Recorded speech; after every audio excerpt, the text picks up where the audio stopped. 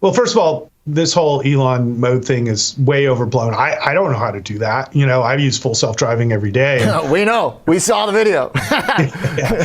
And so, for me, full self driving is making great leaps forward. Every couple weeks, it gets better and better and better. 안녕하세요. 드디어 테슬라의 모델3 하이랜드가 중국에서 출시가 되는데요. 다만 기존 가격보다 약간 더 가격이 올라간 상태에서 출시가 된다라고 하죠. 아무래도 인테리어보다는 주행거리가 늘어났다라는 점에서 우리는 주목을 해야 될 것이고요. 디자인 같은 경우에는 조금 더 심플해진 느낌이 있죠. 사운드 스피커 같은 경우에도 추가가 되었고요. 전면부 범퍼 밑에 카메라 모습이 현재 보이네요. 그리고 유럽이랑 중동 지역 같은 경우에는 10월 말부터 딜리버리가 될 거라고 말하고 있는데요. 이렇게 가격이 인상된 모델3 하이랜드가 출시가 된다라면 그 다음으로는 기존 재고 모델3가 중요할 텐데요. 보시는 것처럼 미국 쪽에서는 5,500달러나 더 가격 인하를 하면서 그야말로 지금이야말로 모델3를 살 때가 아닐까요? 지금 가격이 37,000달러인데요. 여기에 7,500달러 텍스 크레딧을 받으면 가격이 30,000달러가 되지 않는 것이죠. 테슬라 입장에서도 기존 모델3 같은 경우에는 어서 빨리 재고 처리가 나와줘야 될 것이고요. 그리고 특히나 호주 같은 지역에서 지금 엄청나게 판매가 잘 되고 있다라고 하는데요. 계속해서 쭉쭉쭉 상승하는 모습을 보여주고 있죠. 여러 국가에서 테슬라 모델3Y의 판매량은 계속해서 늘어나고 있고요. 특히나 충전소 사업 같은 경우에는 전기차 기업들이 워낙 치고 나오다 보니까 충전소만 하는 기업들은 엄청난 캐시 버닝에 휘말릴 수밖에 없죠. 자, 그렇다면 여기까지가 전기차 이야기인데요. 단순히 내연기관차에서 친환경차로 전환이 된다라면 전기차 밸류에이션을 시장에서 이렇게 높게 쳐줄 이유가 없죠. 하지만 많은 밸류에이션이 부과가 되는 점이 지금 스마트폰을 사용하면서 스마트폰 파는 것보다 애플리케이션에서 충전하고 구매하고 이런 요금들이 훨씬 더 많이 나가잖아요. 그렇기 때문에 전기차에 있어서 핵심은 당연하게도 소프트웨어가 될 것이고 여러가지 컨텐츠를 통한 추가 구독과 매출을 일으킬 수 있다는 점에서 전기차에 대한 가치가 높은 것인데요. 그렇기 때문에 사실상 미국에서 제일 잘 나가는 기업들은 다들 자율주행으로 현재 뛰어들고 있죠. 최근에 테슬라의 오토파일럿을 계속해서 조사를 한다라고 하고 있고 일론 모드에 대한 해명을 엄청나게 요구를 하고 있죠. 하지만 투자자분들이 집중적으로 봐야 될 것은 역시나 테슬라의 자율주행 기술력이 점차 가속화가 되고 있으면서 이 말은 즉 완성도가 점차 높아지고 있다라는 뜻인데요. 이번에 일론 형께서 라이브 방송으로 자율주행을 보여줬죠. 그때 휴대전화를 사용하면서 테슬라를 운전했기 때문에 법에 위배가 된다라고 하는데요. 이런 것들이야 벌금을 내면 그만이고요. 가장 중요한 것은 테슬라의 자율주행 FSD 시스템이 속에서 좋아지고 있는 것을 현재 증명하고 있잖아요. 전기차에 있어서 소프트웨어가 없으면 그냥 내연기관차랑 별반 다를 게 없다니까요. 그렇기 때문에 테슬라를 애플, 구글, 마소와 같은 빅테크 기업으로 봐야 되는데요. 캐시우드도 계속해서 말하고 있죠. 테슬라의 주가는 테크 기업처럼 트레이드가 돼야 된다고요. 그래서 지금 미국 시장에서도 테슬라의 밸류에이션을 자동차 밸류에이션으로는 매기지 않고 있고요. 지금 계속해서 기술 기업으로 보고 있는데요. 물론 에너지 부분에 대한 가치도 높겠지만 역시나 AI 부분, 이 부분이 그대로 자율주행과 로봇으로 이어지겠죠. 그리고 로보택시 플랫폼이 돌아가기만 한다라면 이것은 엄청난 AI 프로젝트라고 부를 수가 있는 것이 소프트웨어와 하드웨어의 결합이거든요. 사이버트럭 같은 경우에는 엔지니어링 프로토타입 글자가 보이는 것을 본다라면 아직 그래도 몇 개월 정도는 남은 것이 아닐까요? 현재 자동차 섹터에서 일하시는 많은 분들이 임금이 오르기를 원하는데요. 이 모든 해결책은 테슬라의 자동화 시스템이 될 것이고요. 그리고 현재 테슬라의 미래가 중국이라고 말하는 것이 중국 전기차 시장이 현재 1등이고 그렇기 때문에 어서 빨리 FSD가 북미 시장에 이어서 중국으로 들어가는 것이 굉장히 중요해 보이고요. 사실 북미 시장과 중국 시장에서 테슬라 FSD의 정식 버전이 출시가 된다라면 그때부터 또 다른 밸류에이션이 생기지 않을까요? 그리고 빔페스트의 주가는 계속해서 반토막이 나고 있는데 당연한 결과죠. 그리고 테슬라랑 리비안이 법정에서 한판 붙는다라고 하는데 하는데 리비안이 배터리 핵심 기술을 훔쳤다라고 하고 있죠. 그만큼 이 기술력이 굉장히 중요하다라는 것이고요. 그리고 중국의 전기차 기업들도 슈퍼차징 시스템을 계속해서 설치하고 있는데요. 테슬라는 그 어떠한 부분에서도 밀리는 것이 하나도 없다니까요. We got to talk about Palantir and move lower here after Morgan Stanley downgraded the stock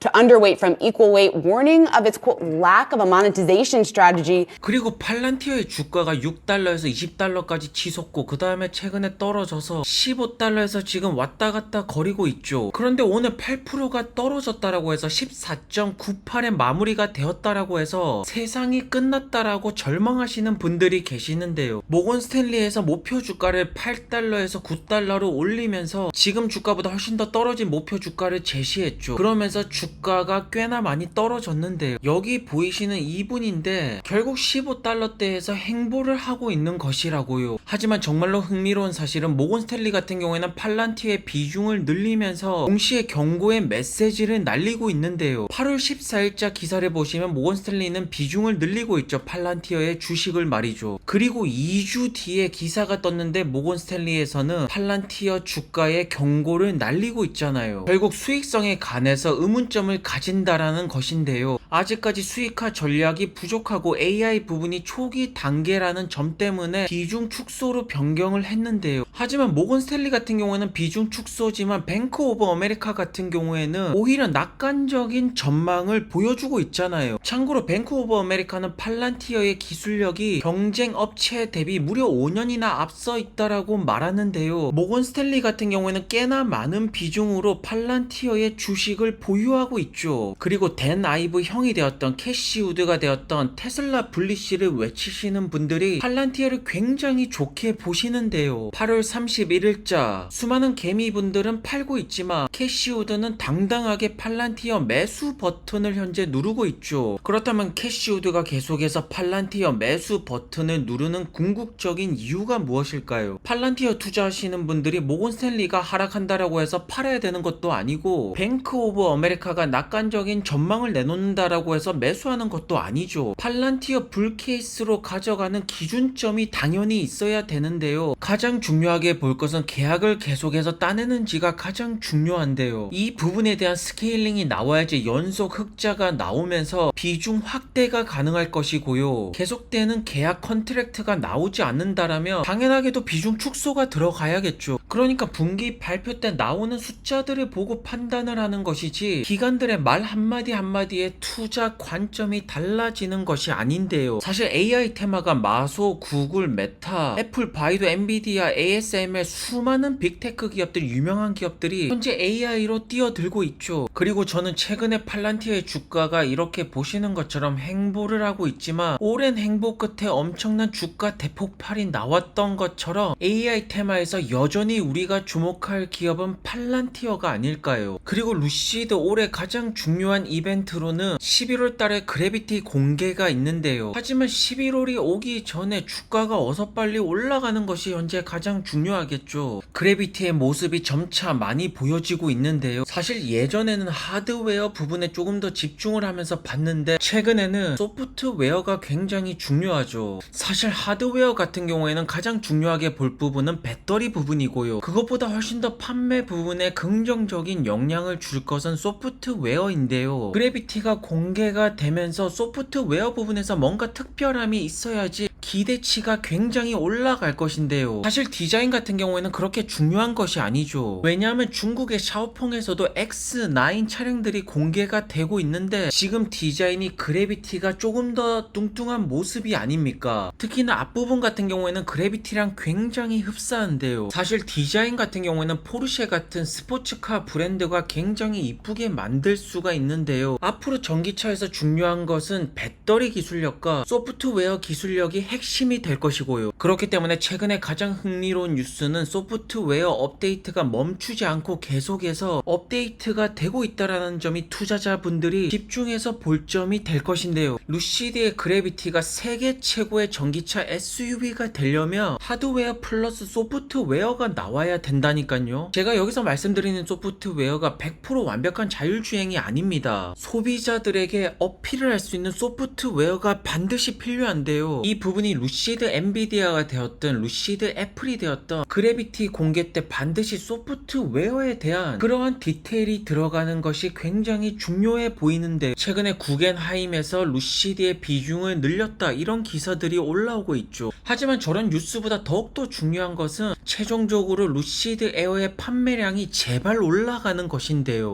헐리우드 스타가 루시드 에어를 타면서 사실 이런 부분이 굉장히 마케팅에 도움이 되죠. 당연하게도 루시드 에어 럭셔리 브랜드 이미지를 만드는데 헐리우드 배우만큼 효과적인 것이 어디에 있을까요? 그리고 폴스타의 재무제표를 살펴보시면 매출이 전년도 대비 올라갔는데 손실폭은 계속해서 늘어나고 있죠. 이 부분이 현재 폴스타의 시스템이 잘못되어 있다라는 뜻이고요. 그만큼 수직 통합이 굉장히 중요하다라는 뜻이겠죠. 그리고 루시드에게 한 가지 더 바라는 점이 있다라면, 최근에 전기차 밴 부분에 많은 기업들이 진출을 하고 있죠. 루시드가 시어를 통해서 상용차 쪽으로 조금 더 빠르게 진출을 할 수가 있다라면 정말로 매출 상승에 엄청난 도움이 되지 않을까요? 어쨌든 현재 루시드는 배터리 기술력이 굉장히 좋다라는 것을 이미 증명하였기 때문에 이제는 소프트웨어에서 점차 매력적인 차량으로 보이는 것이 럭셔리 브랜드 이미지를 만드는데 가장 중요하지 않을까요? 오늘도 좋은 하루 되시고요. 안녕히 들어가세요.